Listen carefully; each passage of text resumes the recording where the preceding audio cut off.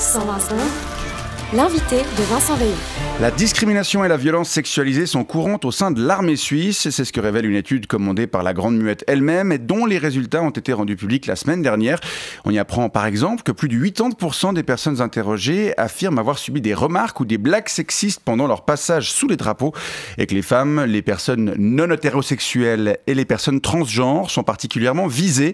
Face à ce constat, l'armée a annoncé vouloir prendre des mesures pour renforcer la protection des militaires et mettre en place une culture d'entreprise inclusive.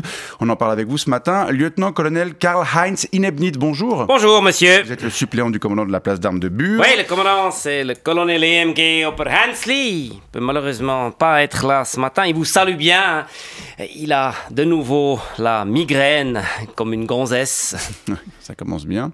Quoi ? Allez, c'est vrai quoi, les gonzesses, elles ont plus souvent la migraine que les hommes. C'est égal, c'est égal. Et de toute façon, on dit pas gonzesse.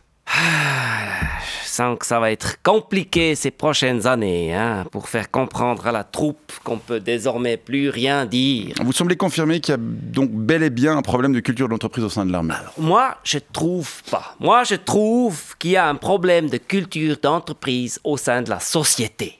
Mais bon, comme l'armée est au service de la société, c'est à elle de s'adapter. Et pas l'inverse, malheureusement. Vous-même, vous n'avez jamais souffert de discrimination ou de violence sexuelle au cours de votre carrière militaire? Jamais. Jamais. Ça fait 30 années que je porte l'uniforme et j'ai jamais souffert. Comme vous dites, je suis pas une fiotte, moi. Et si j'ai parfois été un petit peu malmené, il faut reconnaître, c'était pour mon bien. C'est d'ailleurs ça que je venais chercher au sein de l'armée, un cadre strict où on nous motive à devenir des hommes, des vrais. Un petit peu malmené, vous pouvez détailler? Oui, c'est vraiment rien, vraiment rien. Mais c'est vrai, quand j'ai fait l'école de recrues en 1995, j'étais un petit peu grassouillet. Je pesais un petit peu plus que 100 kilos.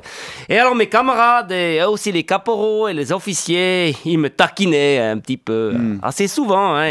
J'étais la recrute fête arche. Fête arche, oui. La recrue gros cul. Oui, c'est ça. D'ailleurs, quand on avait un lieutenant francophone, c'est comme ça qu'il m'appelait. Recrue gros cul, présent. Oui.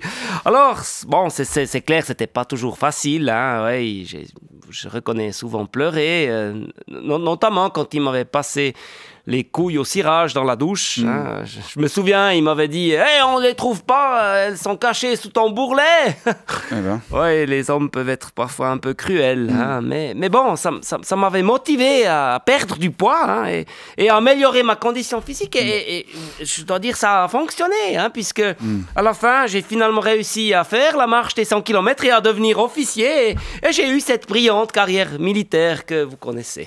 C'est assez glauque tout ça quand même. Vous avez donc subi de la discrimination à cause de votre surpoids et de la violence sexuelle. Oui, surtout qu'en plus d'être gros, j'étais aussi un petit peu efféminé à l'époque.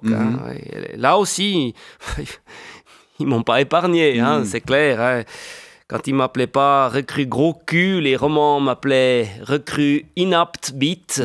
Au lieu de inebnit. Oui, et puis les alémaniques, recrute schwul-nebnit. C'est... Et puis, ils m'imitaient aussi, parce que, faut dire, je saluais pas aussi virilement qu'aujourd'hui.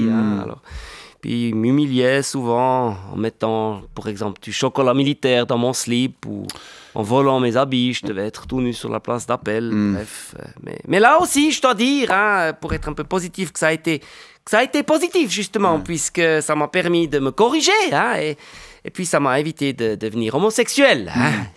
Et sans l'armée, on ne sait jamais ce qui serait arrivé. Même temps, je serais peut-être pas célibataire depuis toujours. Savoir. Bref.